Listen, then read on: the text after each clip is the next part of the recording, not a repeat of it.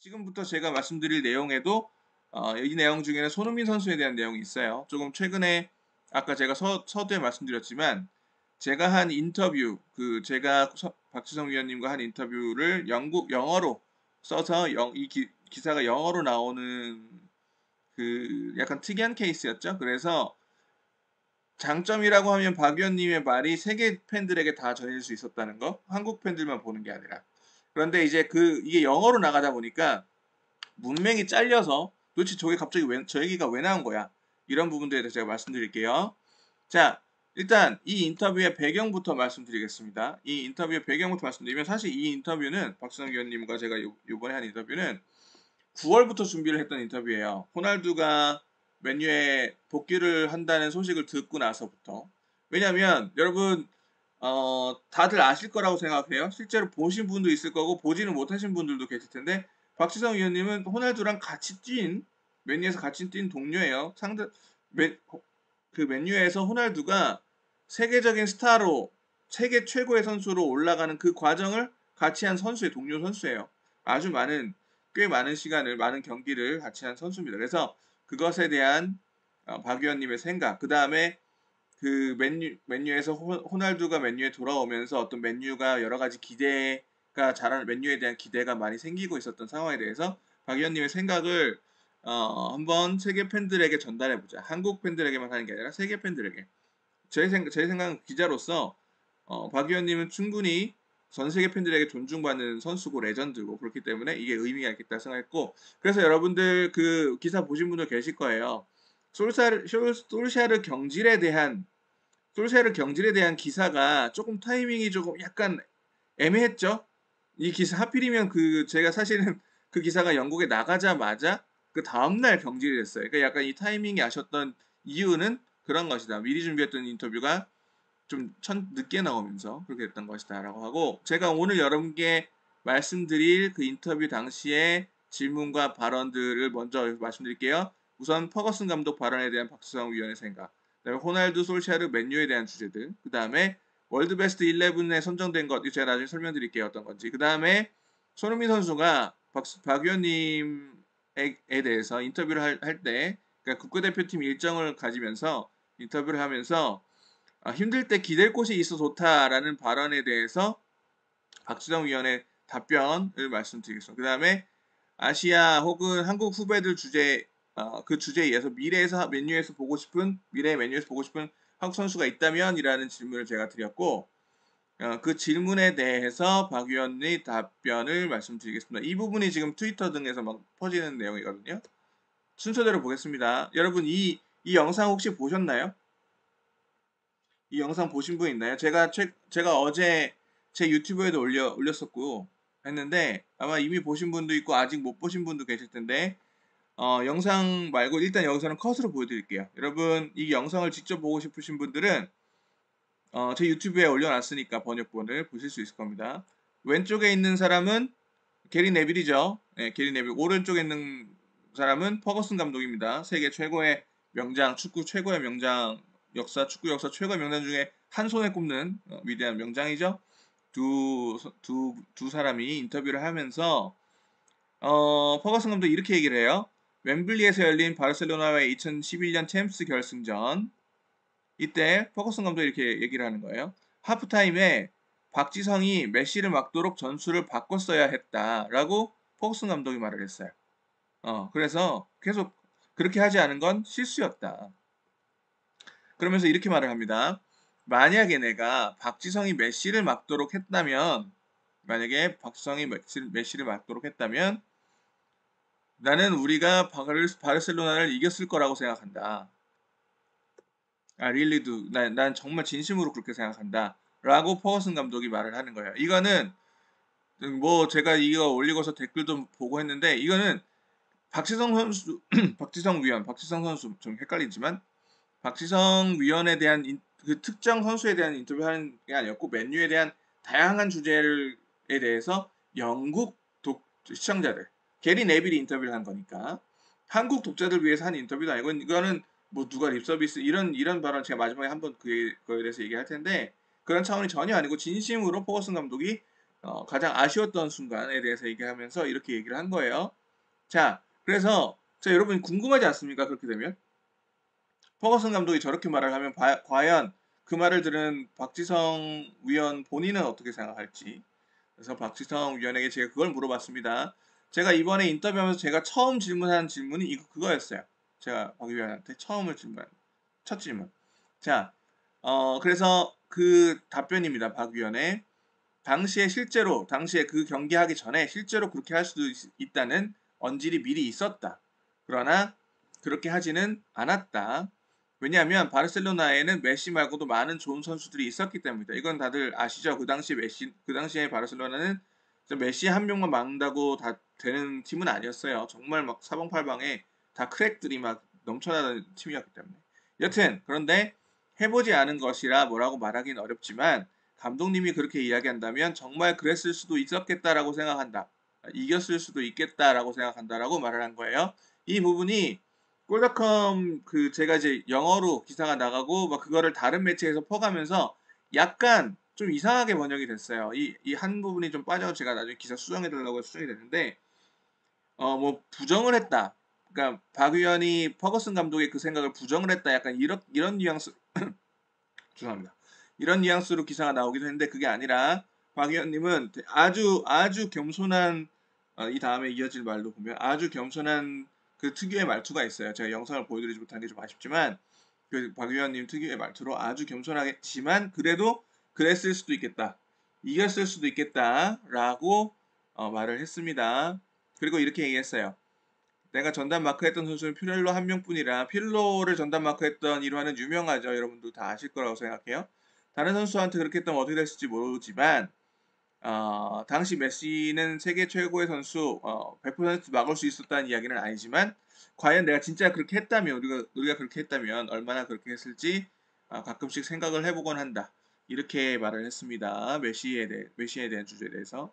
그 다음에 우리가 메시 얘기를 했으니까 호날두 이야기도 바로 안 할 수가 없는데 호날두 같은 경우에 지금 여러분 사진 왼쪽에 호날두 그다음에 박지성 위원 그다음에 게리 네빌 서로 이렇게 안고 좋아하는 모습이죠. 다 동료였어요. 여러분들이 박지성 위원의 현역 시절을 못 보신 분들이 있다면 그러니까 지금 여러분들이 손흥민 선수의 활약을 보면서 정말 막 좋아하고 할 것처럼 하는 것처럼 그런 시절이 정말로 있었습니다. 그 옆에 바로 호날두가 있었으니까. 여튼 어떤 선수가 이미 전성기를 보낸 후에 다른 팀에 갔다가 다시 맨유로 오는 건 평범한 일은 아니고 쉬운 일이 아니다. 그런데 그런 게 가능한 선수가 있다면 그게 호날두일 거라고 생각했다. 이렇게 말씀하셨고 그 다음에 호날두에 대해서 호날두는 계속해서 자신을 채찍질하는 모습 항상 더 나아지려고 노력하는 부분도 맨유 시절에도 이미 보였다. 그래서 그가 보여주는 성과들은 놀라운 것들이지만 호날두의 성과들은 그가 기울인 노력을 옆에서 본 사람으로서는 저 정도는 충분히 할만하다고 생각된다. 이렇게 말을 했습니다. 지금 사실은 이제 손흥민 선수 이야기 할게요. 더 많아요. 이 코멘트들이 사실 더 많은데 이거를 지금 유튜브에서 그거를 다 전하기는 조금 어려워서 핵심적인 코멘트만 말씀을 드릴게요. 자, 그 다음에 손흥민 선수 이야기는 손흥민 선수 인터뷰는 왜 손흥민 선수에 대한 발언은 왜 나온 거냐? 뜬금없이 그냥 가서 갑자기 물어본 게 아니라 제가 이 인터뷰를 하기 조금 얼마 전에 손흥민 선수가 먼저 이렇게 말을 했어요. 그 아마 국가대표팀 일정을 보내다가 말을 한 건데 힘들 때 지성이 형을 찾는다. 지성이 형하고 이야기를 자주 하고 지성이 형한테 기댈 곳이 있는 것이 감사하다. 네. 그런 발언을 했어요. 손흥민 선수가. 그래서 제가 그걸 보고 이걸 박 의원님께 한번 물어봐야 되겠다. 라고 생각을 해서 박 의원님께 직접 여쭤봤습니다. 자, 여기서부터 박 의원님의 손흥민 선수에 대한 코멘트를 전해드릴게요. 일단 박 의원님의 말씀이 첫 번째 손흥민 선수가 저렇게 제 질문을 먼저 보여드릴게요. 정확하게 이건 중요한 질문이라서 손흥민 선수가 힘들 때 지성이 형하고 대화를 하고 기댈 곳이 있어서 감사하다라고 말을 했는데 그럼 어떤 조언을 해주십니까? 손흥민 선수가 그렇게 연락을 했을 때 그렇게 물어본 걸 제가 그렇게 질문을 드렸습니다. 여기서 그 질문에 대해서 박 의원님 말씀이에요. 특별한 조언은 없다. 특별한 조언을 해주는 건 없다. 왜냐하면 흥민이가 그때 말씀하신 게 이제 흥민이가 너무 잘하고 있어서 특별한 조언을 해줄 게 없다. 그냥 다치지 마라라는 말을 가장 자주 한다. 네, 이렇게 말씀하셨고, 그 다음에 나이가 들수록 체력적 부담이 들기 때문에, 그 다음에 흥민이가 손흥민 선수가 대표팀에서 많은 관심과 부담을 받기 때문에 그거를 박 의원 본인이 잘 알죠? 왜? 박 의원님 본인도 대표팀 주장이었으니까 내가 겪었던 걸 흥민이도 비슷하게 겪을 거라고 생각한다. 그 다음에 이렇게 말을 했어요. 흥민이를 보면 대견하다. 대표팀에 들어가면 본인이 뭔가를 보여줘야 하는 부분이 있기 때문에 그게 되게 상당히 부담으로 작용하기 때문에 베테랑의 모습도 보여주고 있고 본인이 해야 될 부분이 많은데 흥민이가 부담을 갖고도 뛰고 있다는 걸 감안하면 현재 주장으로서 아주 잘하고 있다고 생각한다. 라고 말을 했어요. 이 인터뷰가 여러분 한창 지금 벤투호에서 지금 뭐 손흥민 선수가 뭐 너무 주장으로서 심리적인 압박이 큰 거 아니냐 뭐 이런 이야기가 나올 때 그때 그런 것에 대해서 박 위원님께서 하신 말씀입니다. 그 다음에 계속 이어가겠습니다. 그 다음에 왜 맨유에서 뭐 흥민이가 맨유에 가면 잘할 거다 그런 발언은 왜 나온 거냐면 여러분 이것도 기억나는 분들이 맨유 팬분들은 아마 기억나실 것 같아요. 최소한 맨유 팬분들은 맨유의 월드 베스트 11이라는 걸 최근에 선정을 해가지고 거기에 박 의원님이 뽑혔어요. 이게 규칙이 뭐였냐면 대륙별로 한 선수를 뽑는 그런 규칙이 있었거든요. 그래서 아시아 대륙 대표 선수로 박 의원님이 뽑힌 거예요. 그래서 왜 한국 기사에 뭐 박지성이 일본의 어떤 선수를 제쳤다, 뭐 제치고 뽑혔다 이런 기사가 또 있고 했는데 저는 그렇게 비교하고 싶지는 않고 여튼간에 여기에 뽑히셨습니다. 그래서 자 여기 제가 그래서 그걸 여쭤봤어요. 맨유 월드 베스트 11에 선정되셨는데 그 소감이 어떻습니까? 물어보니까 아니 이게 항상 박 의원님 말투가 그래요. 항상 너무 좀 제가 일부러 인터뷰하다 보면 제가 띄우려고 노력을 할 정도로 되게 항상 겸손한 투로 말씀하세요. 아니 그거는 내가 잘한 게 아니고 아시아 출신 선수가 많지 않고 경쟁 선수가 많지 않았기 때문이다. 맨유에 그냥. 그래서 그렇기 때문이고 만약 미래에 더 많은 선수들이 맨유에 와서 더 많은 아시아 선수들이 맨유에 와서 뛴 후에도 그런 평가를 받는다면 그땐 정말 감사할 것 같다라고 말을 했어요. 그래서 미래에 아시아 선수들이 더 많이 맨유에서 뛰면 좋겠다. 그러면 좋겠다라는 그런 이야기가 오고 가던 차에 제가 그래서 마지막으로 인터뷰를 정리하면서 여쭤본 겁니다. 자, 그럼 미래에 맨유에서 뛸 수 있는 한국 선수가 있다면 혹은 맨유에서 보고 싶은 한국 선수가 있다면 어떤 선수가 있습니까? 라고 제가 여쭤봤어요. 그래서 제가 이거 여쭤보는데 제가 질문이 끝나기도 전에 흥민이죠. 이렇게 웃으면서 말씀을 하시더라고요. 네, 뭐 너무 어떻게 보면 너무 당연할 수도 있죠. 흥민이죠. 이렇게 웃으면서 말씀하셨고 지금 호날두가 있어서 7번은 못 달겠지만 이거 약간 농담으로 재밌게 하신 말씀이고 흥민이는 맨유에서 충분히 활약할 수 있는 선수고 EPL에 적응도 마쳤고 부족함이 없다 맨유에서 뛰기에 이렇게 말씀을 하셨어요. 제가 오늘 이 플로우를 다 이 다음까지 하고 다시 한번 정리해 드릴게요. 이 다음에 그래서 제가 한번 그럼 손흥민 선수 너무 당연한 답변이어서 혹시 손흥민 선수 외에 또 있다면 또 다른 선수가 있다면 어떤 선수가 있겠는가 하고 여쭤보니까 뭐 그러면 희찬이나 이강인 선수가 뛰는 모습을 보고 싶긴 하네요. 두 선수 다 좋은 실력을 갖고 있는 잠재력이 높은 선수라고 생각합니다. 이렇게 답변을 하신 거예요. 이런 문맥으로 제가 질문하고 이렇게 답변을 하신 것이 영국 언론으로 가면서 영국에서 기사가 나오면서 그 앞부분이 다 많이 잘렸어요. 아쉽게도. 저는 아까 그 손흥민 선수에 대해서 대견하다라거나 이런 부분이 되게 중요한 부분이라고 생각을 했는데 영국 언론의 관심사는 다르니까 그래서 그런 부분이 다 잘리고 문맥이 많이 잘리다 보니까 갑자기 뜬금없이 왜 갑자기 손흥민 이야기가 나왔지라고 하지만 그런 생각이 들 수 있지만 지금 이 문맥이 이렇다 여러분 그래서 오해 안 하셨으면 좋겠습니다. 그리고 뭐 여러분 지금 트위터상에 어제 어떤 분이 저한테 링크 보내주셨던데 트위터상에서 뭐 진짜 이 많은 그 쿼트 중에 인용구 중에 그 한 부분만 딱 잘라가지고 보내서 마치 영국 언론 제가 여러분 언론에 대해서 여러 번 이야기하죠.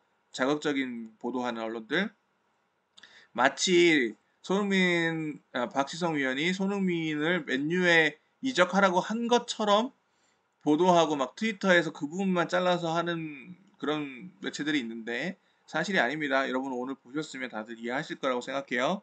그래서 그런 부분은 오해하지 않으셨으면 좋겠습니다. 그 다음에 마지막으로 이 부분 좀 이야기를 드리고 싶은데, 자, 박 위원님이 최근에 이것도 다들 보셨을 거라고 생각해요.